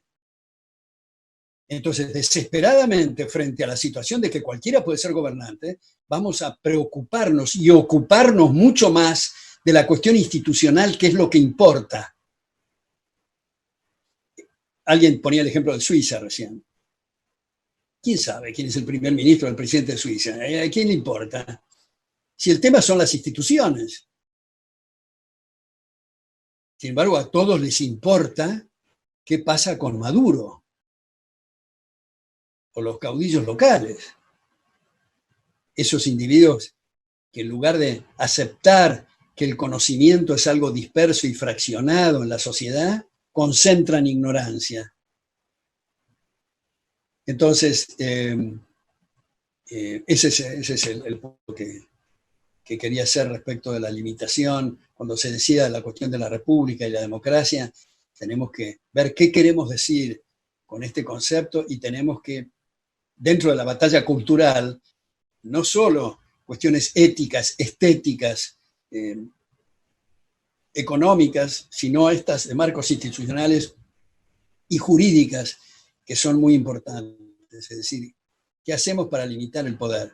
Hayek, en Law, Legislation and Liberty, Derecho, Legislación y Libertad, en el primer tomo, las primeras 12 líneas de la edición de 1973, dice: tenemos que felicitarnos porque en realidad el liberalismo ha hecho mucho bien en el mundo, eliminando la monarquía absoluta y todo lo demás.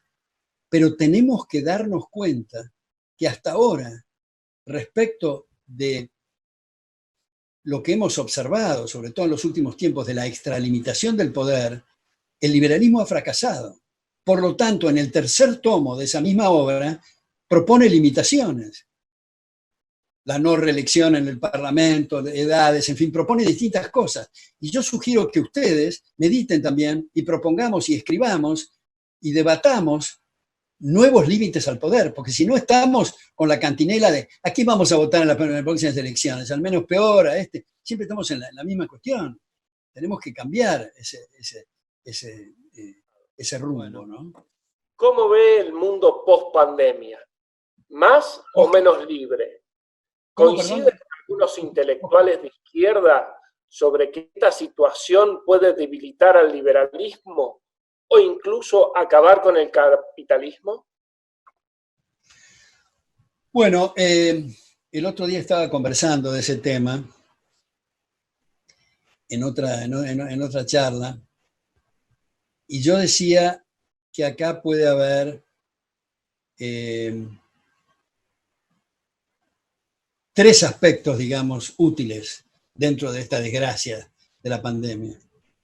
Una, que hagamos un alto en el camino, un paréntesis, y nos demos cuenta que conviene agarrar los libros y profundizar más sobre los fundamentos morales de la sociedad abierta. Nos da la oportunidad, esta pandemia, esta desgracia, digamos, que a lo mejor no hemos tenido otras ocasiones de este tema, y siempre con un espíritu de autocrítica. Como he dicho muchas veces, en lugar de estar diciendo, ¿por qué diablos la gente no entiende lo que digo? ¿Por qué no se acepta más esto? Es mucho mejor decir, ¿por qué soy tan inepto para pasar este mensaje? Y eso, como somos más benévolos con nosotros mismos que con los demás, eso nos ayuda a hacer los deberes, a mejorar la próxima clase, mejorar el próximo artículo, el próximo ensayo, el libro, la cátedra, en fin. Esto es una ventaja que podemos aprovecharla. La segunda ventaja es que permite establecer y estrechar algunos lazos de amistad, algunos lazos familiares que con la agitación de la vida diaria a veces no se ha tenido la oportunidad de ensayar, que por supuesto que también puede ocurrir, y de hecho ocurre, en distintos lugares han aumentado los divorcios. Esto es que la gente mirándose a los ojos y teniendo más oportunidad de estar frente a frente se dio cuenta que no era lo que quería, y por lo tanto ese lazo de amistad, en lugar de fortalecerse, se debilita eventualmente. Me dicen que han aumentado en algunos casos los femicidios a raíz de esto. Pero digo, la contracara es que permite el hurgar en el interior del otro y fortalecer lazos familiares. Y por último, me parece una cosa muy importante, que estos ejercicios que estamos haciendo ahora, la reunión esta por cibernética o por Zoom, por estos medios tecnológicos, me parece que va a poner en evidencia que los desplazamientos de tomarse un avión, ir al aeropuerto, dar una conferencia, es mucho mejor hacerlo por Zoom. Los trabajos también. Hay algunos, bueno, cuando se está en una línea de montaje para el automóvil, eventualmente se requiere la cosa presencial, pero muchos de los trabajos en la época de la economía del conocimiento van a ser home office, de estar en su casa, sin necesidad de desplazarse, ahorrando riesgos en la calle, ahorrando combustible y ahorrando y ahorrando sobre todo estructuras edilicias que pueden eliminarse, puesto que no es necesario el desplazamiento o reducirse sustancialmente. Y también en este tercer capítulo creo que puede ayudar mucho a fortalecer la enseñanza por estos métodos y el homeschooling también. La educación desde el hogar, que tiene un apoyo fenomenal en Internet, y que toda la cuestión de la sociabilidad con equipos de ajedrez y de fútbol y de baile y de qué sé yo, se ocupa el homeschooling desde muchísimo tiempo. Y a lo mejor podemos zafar en alguna medida de esas instituciones bastante absurdas que son el Ministerio de Educación y de Cultura, que pretende establecer e imponer estructuras curriculares desde el vértice del poder, sin darse cuenta que la educación, por su naturaleza, es un proceso abierto, competitivo, de prueba y error, y no que alguien tenga la precisa de decir qué materias hay que hacer. Entonces esas son grandes ventajas. Ahora, viene la otra cuestión, para resumir muy apretadamente esto. En la cuestión de la salud, en la cuestión de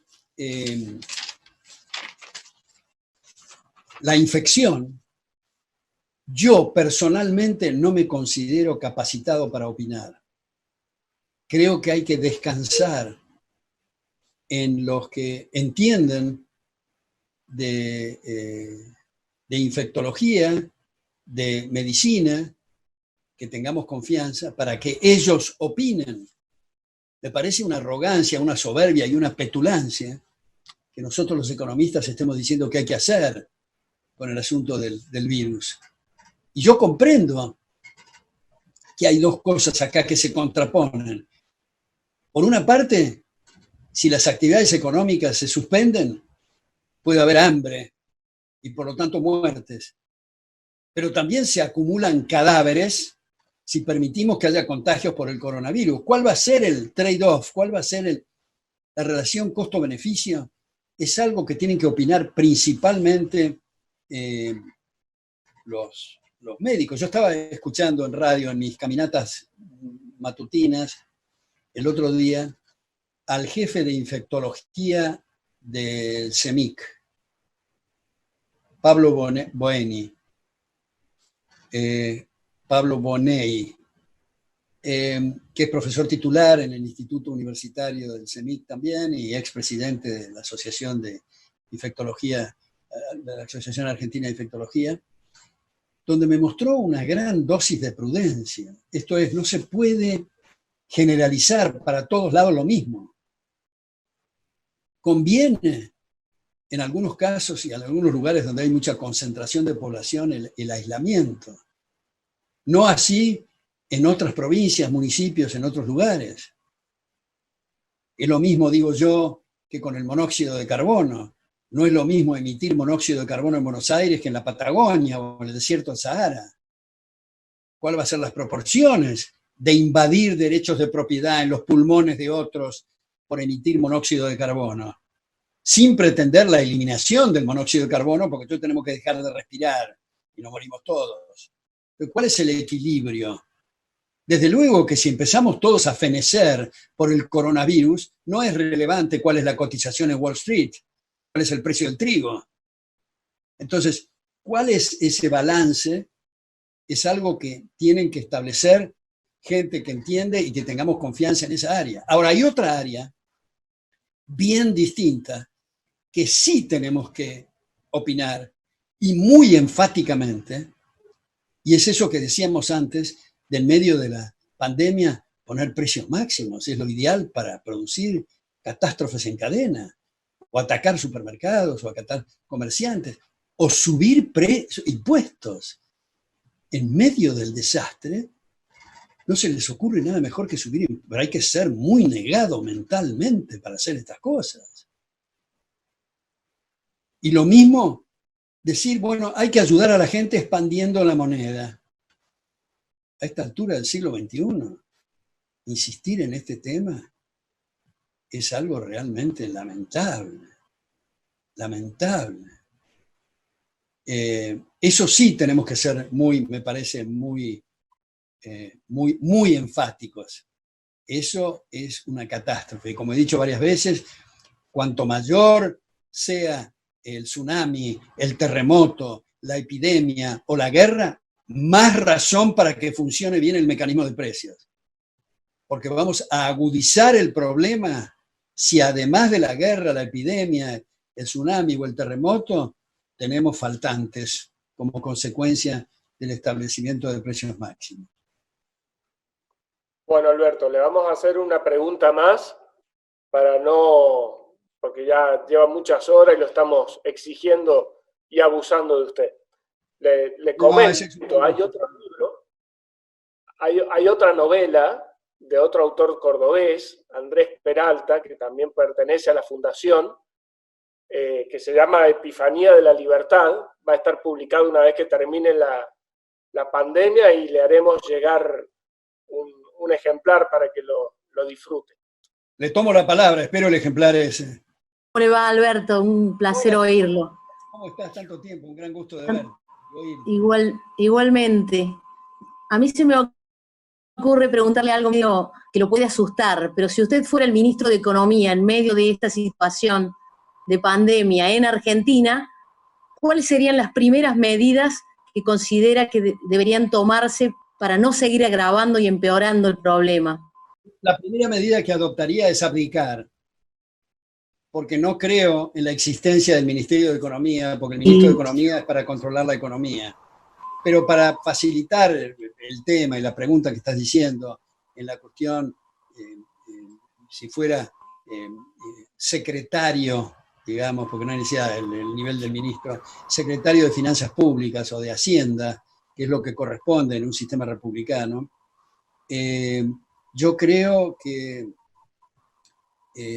lo primero en el Poder Ejecutivo es vender todos los edificios y los palacios de los distintos ministerios y que trabajen todos en la Casa Rosada. Eliminar ministerio, por ejemplo, Ministerio de Bienestar Social significa que va a haber un malestar social. Secretaría o Ministerio de la Producción, de Agricultura, de Industria, de Trabajo, todo eso habría que eliminarlo. Y la industria, el trabajo, va a andar muchísimo mejor. Por supuesto que en un clima laboral donde pueda eliminarse las estructuras estas fascistas copiadas de la Carta de Laboro de Mussolini, que todavía tenemos, como la... veo que estornudás bien, Rogelio, con el codo, es importante eso, aunque estamos lejos. Bueno,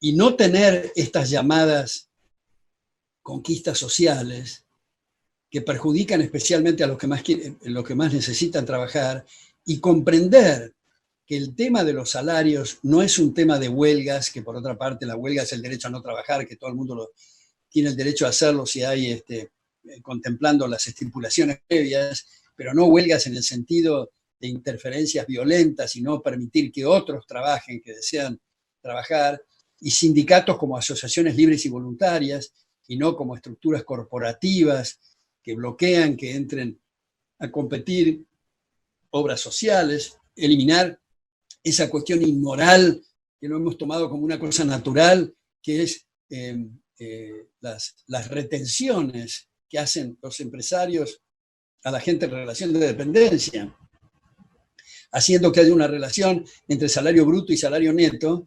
La gente mira su planilla, ve un montón de siglas, no entiende de qué se trata, pero se resigna, y es en realidad una inmoralidad fenomenal. Entonces, a mí me parece que la reforma monetaria de eliminar el Banco Central, que eliminar la posibilidad de la deuda gubernamental, que la reforma tributaria, que la reforma laboral, que esto que digo de los ministerios, que las embajadas, que el TELAM, que el INDEC, que los hospitales, estas cosas, me parece que son urgentísimas.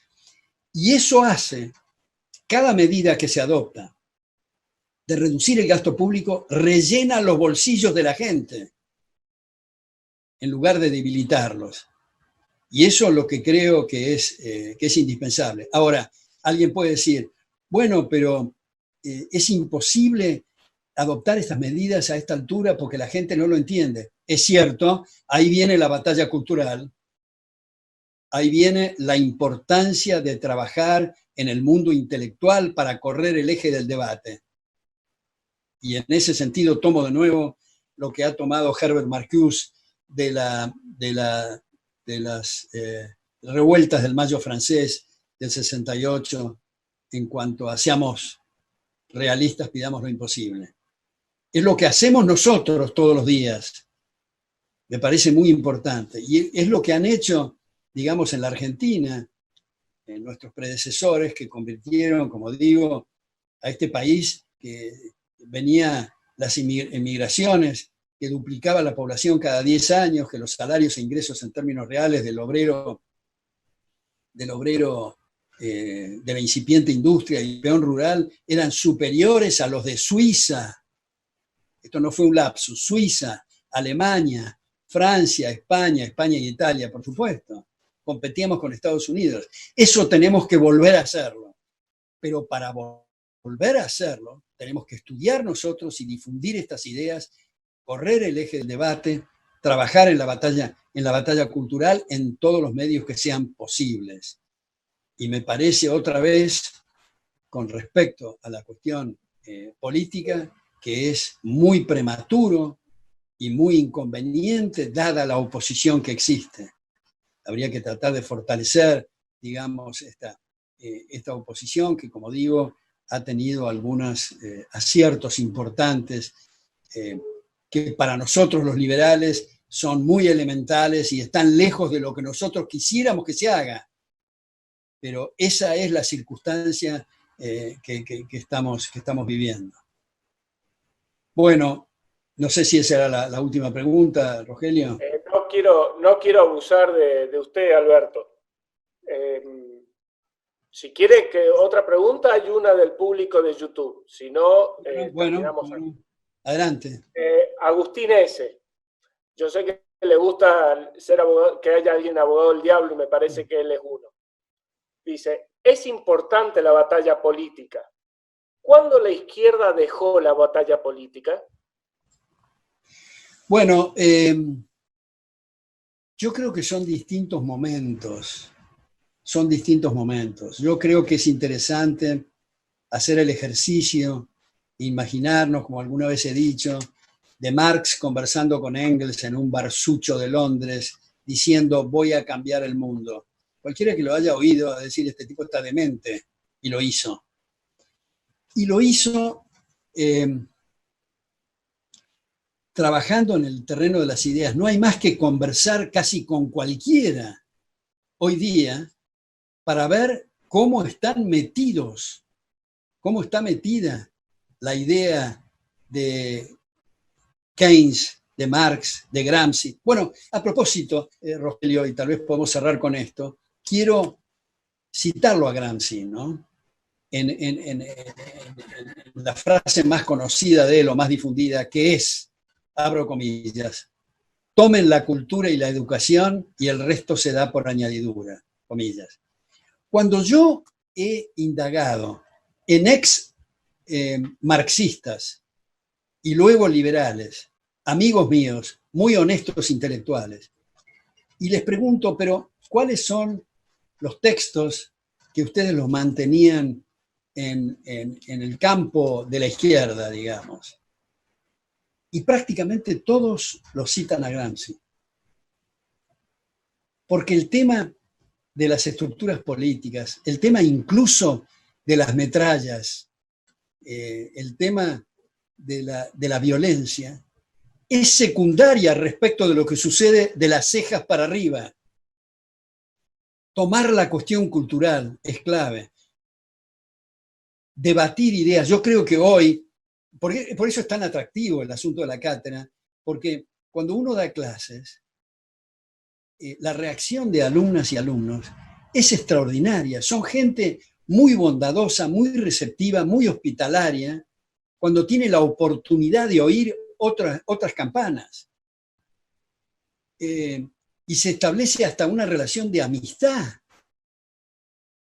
Y cuando, como muchas veces he dicho, cuando a uno le dicen, esto cambió mi vida, esto me hizo ver otro horizonte, eso no tiene precio, es una cosa que halaga muchísimo, que gratifica, que sube el espíritu.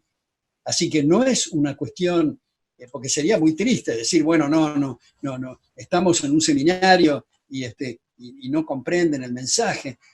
Es una cosa fantástica. ¿Cómo queda cuando se puede tocar la mente o el alma de alguien no con afirmaciones, no con adjetivaciones, sino con argumentos?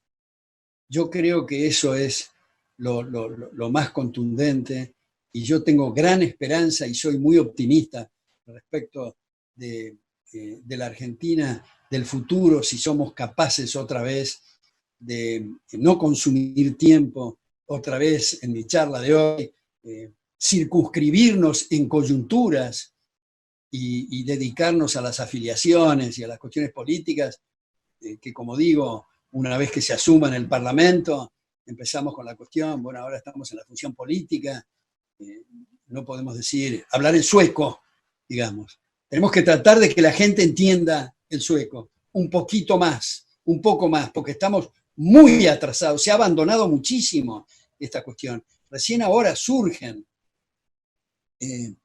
gente que toma estas ideas liberales, gracias a los que se dedican básicamente a la batalla cultural. Bueno, Rogelio, te agradezco muchísimo esta reunión, mucho a todas las preguntas y a todos los que hicieron reflexiones y preguntas. Fue una reunión muy agradable. Te felicito especialmente, Rogelio, de tu institución, las cosas que hace, y vuelvo al tema que he dicho de tu libro, y espero el otro. Perfecto, Alberto.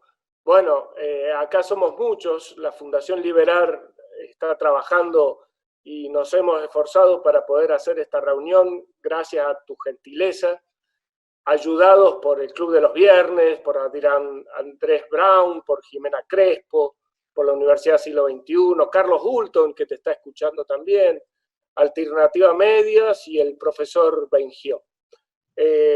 Ha sido un verdadero placer. Veremos si lo podemos volver a repetir en otro momento.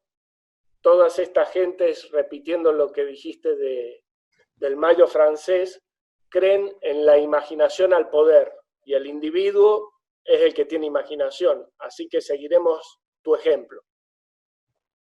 Bueno, muchísimas gracias. Buenas noches a todos.